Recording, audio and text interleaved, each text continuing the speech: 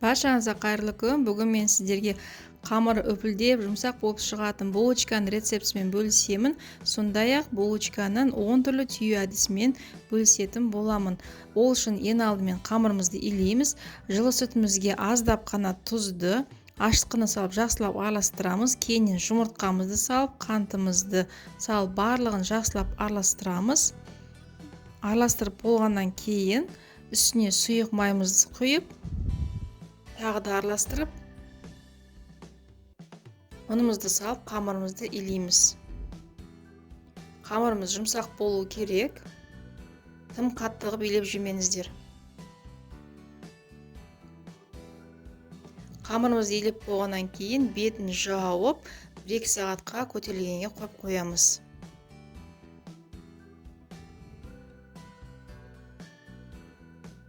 Мінекей қамырымыз көтерілді. Енді осы қамырымызды алып, ыңғайыңызға қарай бөліктерге бөліп аламыз. Осылай бөліктерге бөліп болғаннан кейін әр қайсысын дөңгелетіп шығамыз. Барлығын дөңгелетіп болғаннан кейін бетін пищевой пленкамен жауып қоямыз. Кейіннен біртіндеп қамырымызды жая береміз. Осылай қамырымызды дөңгелетіп аламыз. Бұл бізде булочкамыздың түюдің бірінші әдісі. Май жағамыз, сары май яғни. Кейін бетіне қантты сеуіп жібереміз және дөңгелетеміз. Рулет қылып қамырымызды түйеміз.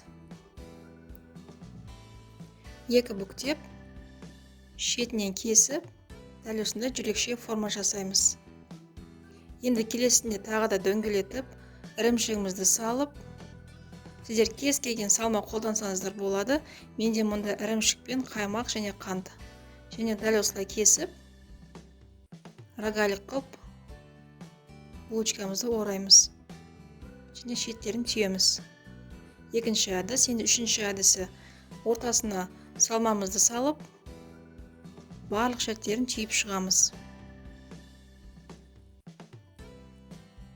Түйіп болғаннан кейін сары уызбен аздап сүт қосылған батырып, штрезельге аунатамыз.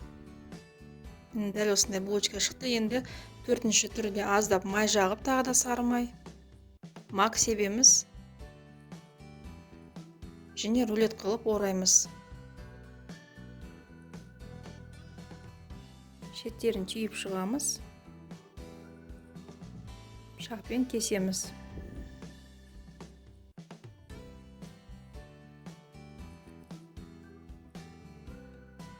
Осылай мінекей қамырымызды өреміз.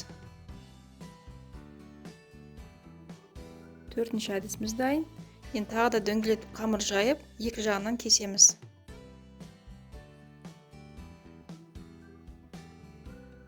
Ортасына салмамызды салып, екі жағын айқастырамыз.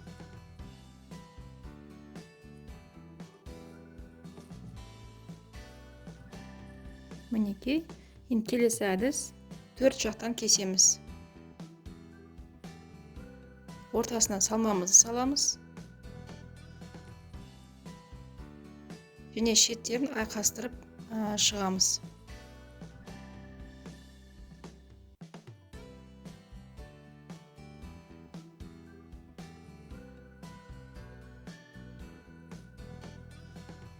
Келесі әдіс. Салмамызды салып, жақсылап шеттерін түйеміз.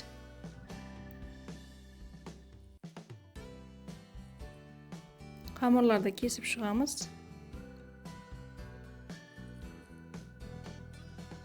Және осылай қамырларымызды айналдырып шығамыз.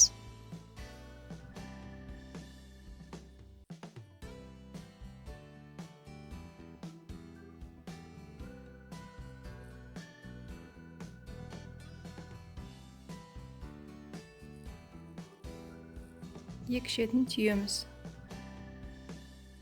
Тағы да келесі әдісіміз май жағып,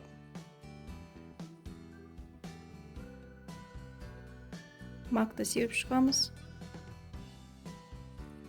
Және рулет қылып ораймыз. жақсылап біріктіреміз.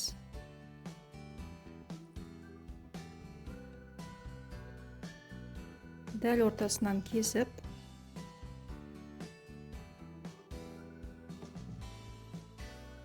айқастырып шығамыз.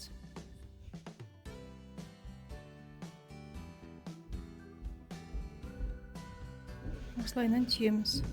Енді келесі әдісіміз көтеріліп тұрған қамырымызды рюмкамызды оңға аунатып түбін осылай үстінен басатын боламыз. Сол кезде қамырымыз ыдысымызға жабыспай салмамызды саламыз. Енді ең соңғы әдісіміз салмамызды салып төртбұрышты етіп булочкамызды жинаймыз. Мінекей.